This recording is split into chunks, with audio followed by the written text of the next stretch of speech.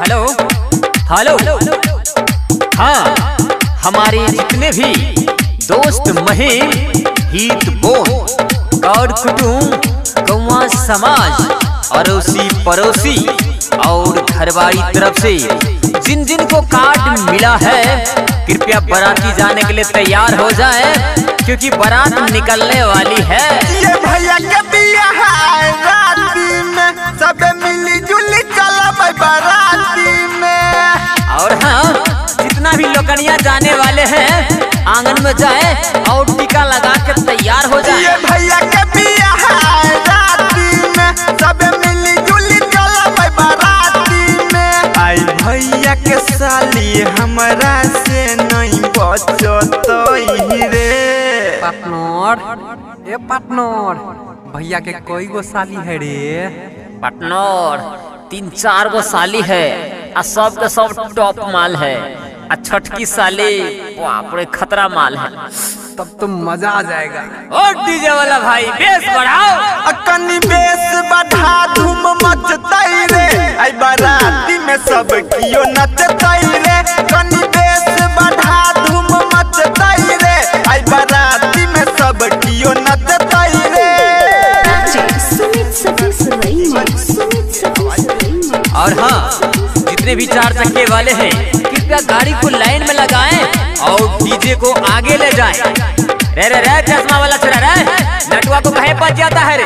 अरे वो भी लौंडा ही है। खूबे फोड़बई बम पटाखा रे हिल जेतई पूरा इलाका रे बैग वाला छोड़ा भटक्का साइड में जाकर फोड़ना, उधर अगल बगल में खड़ वाला घर है। खूबे फोड़बई बम पटाखा रे हिल जेतई पूरा इलाका रे।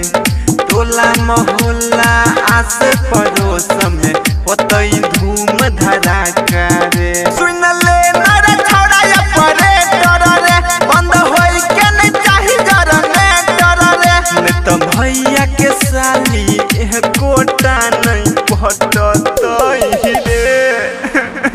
पार्टनर कथीला रोता है रे? नहीं बुझा, वो तो जो डीजे बंद हो जाएगा नो तो इज्जत का कचरा कचरा हो जाएगा। पार्टनर टेंशन काहे लेता है? ये जो ऑपरेटर बैठल है बहुत तगड़ा है, उसका रहते हुए डीजे बंदे नहीं होता है। तुम टेंशन मत लो, चुप हो जाओ बाबू, चुप हो जा। ए डीजे वाला भैया इसी बात पर धमका दीजिए तो अपना स्टाइल में। कनी बेस बढ़ा धूम मचतई रे आई बाराती में सब कियो नचतई रे। कनी बेस बढ़ा धूम मचतई रे आई बाराती में सब कियो नचतई रे। रे लड़का सब थोड़ा साइड हो जाओ, परीक्षने के लिए आ रही है। रे लोकनिया कोट वाला छौड़ा एक गोरकी छोड़ी को लाइन मारता है, सब देख रहे हैं खेला मेला। अब भाऊजी आंख में कजरा लगाइए, चूल्हा मत बनाइए। हाथ में जे रखने छोटाली रे उहे जिए सुन छोटकी साली रे। पार्टनर कौन थाली वाली है? पार्टनर जो गोड़ी पतली खड़ी है इस साइड से। हाथ में जे रखने छोटाली रे उहे जिए सुन छोटकी साली रे। बुझे न दिए ना मरे अपने त चुनी चुनी पढ़तौ गाली रे। गायक जीव छक बजबी है गाना रे बंद करी है नहीं ये तो चाहे खाना रे। तो रविंद्र यमित गोली के फायर करतई रे। हाँ बस कीजिए। अरे ऑपरेटर तुम कहाँ डरता है रे?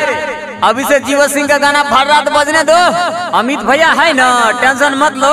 कनी बेस बढ़ा धूम मचतई रे आई बाराती में सब कियो नचतई